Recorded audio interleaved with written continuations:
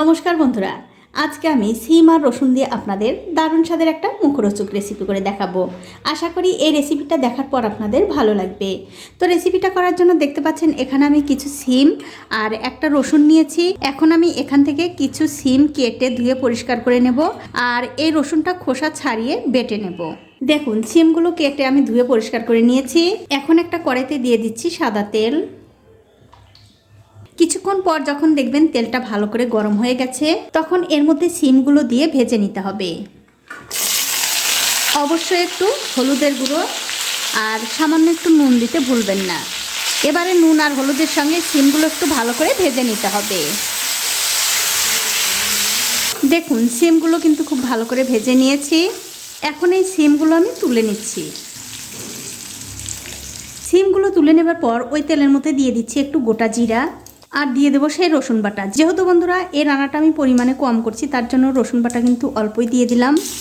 আর তার সাথে দিয়ে দেবো একটা পেঁয়াজ কুচি। এবারে গ্যাসের ফ্লেমটা একদম লোতে রেখে পেঁয়াজ আর রসুনটা একটু ভালো করে ভেজে নিতে হবে। দেখুন পেঁয়াজ রসুন কিন্তু আমি খুব ভালো করে ভেজে নিয়েছি। আর এই পেঁয়াজ রসুন ভাজার সময় কিন্তু আমি এর মধ্যে একটু জল দিয়েছিলাম যাতে এই পেঁয়াজ রসুনটা ভাজার সময় পুড়ে না যায়। এখন আমি এর মধ্যে দিয়ে দেব স্বাদ মতো নুন, সামান্য একটু হলুদের গুঁড়ো, হাফ চামচ লঙ্কার গুঁড়ো, হাফ চামচ জিরার গুঁড়ো আর হাফ চামচ দিয়ে দেব ধনিয়ার গুঁড়ো। তারপর আবারও এর মধ্যে সামান্য একটু জল দিয়ে এই মশলাটা 1 মিনিট মতো কষিয়ে নেব। দেখুন মশলাটা কিন্তু আমি খুব ভালো করে কষিয়ে নিয়েছি। এখন আমি এর মধ্যে দিয়ে দেব 2 চামচ সর্ষে আর 3টে কাঁচা লঙ্কা আমি একসঙ্গে বেটে রেখেছি সেই সর্ষে বাটাটা দিয়ে দিলাম। আর তার সাথে দিয়ে দিচ্ছি 1 বাটি জল।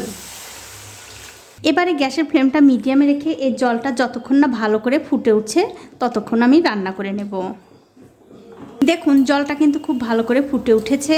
এখন আমি এর মধ্যে দিয়ে দেব আগে থেকে ভেজে রাখা সেই সিমগুলো দিয়ে দেওয়ার পর আবারও এই জলের সঙ্গে ভালো করে মিশিয়ে দিয়ে গ্যাসের ফ্লেমটা বাড়িয়ে দিয়ে একটা ঢাকা দিয়ে 8 থেকে 10 মিনিট আমি রান্না করে নেব। 10 মিনিট পর আমি উপর থেকে ঢাকাটা তুলে নিলাম। তুলে নিয়ে এর ওপর দিয়ে দেবো একটু ধনেপাতা কুচি। আর বন্ধুরা আপনারা কিন্তু অবশ্যই এখন একটু দেখে নিতে পারেন নুন আর ঝালটা ঠিক আছে কিনা। আর দেখুন এই সিমের চচ্চড়িটা কিন্তু কত সুন্দর হয়েছে। আর এই চচ্চড়িটা কিন্তু বন্ধুরা আপনারা গরম ভাতে রুটির সঙ্গে সব কিছুর সঙ্গেই খেতে পারবেন। খেতে কিন্তু ভীষণ ভালো হয়। এখন আমি গ্যাসের ফ্লেমটা বন্ধ করে দিচ্ছি। চচ্চড়ি কিন্তু হয়ে গেছে।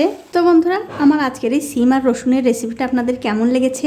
যদি ভালো লেগেই থাকে অবশ্যই একটা লাইক, কমেন্ট আর শেয়ার করতে ভুলবেন না।